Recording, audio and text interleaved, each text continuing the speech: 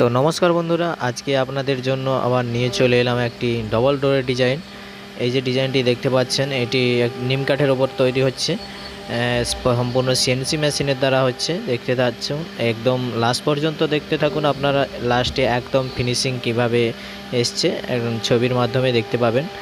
Double পাল্লার দুটো একসাথে রেখে দেখানো হবে আপনাদের দুটো ডিজাইন কেমন হয়েছে। দেখুন, এখানে গোপালের কাজটি চলছে, উপরে একটি নাটগোপাল আছে, নিচে ময়ূর আছে।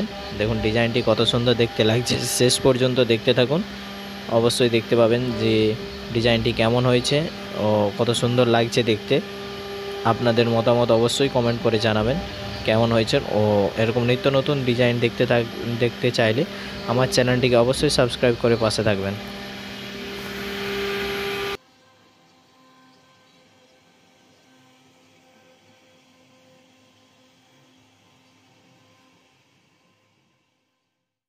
ডিজাইনটি শেষ পর্যন্ত দেখার জন্য ধন্যবাদ ও ডিজাইনটি কেমন হয়েছে অবশ্যই কমেন্ট করে জানাবেন।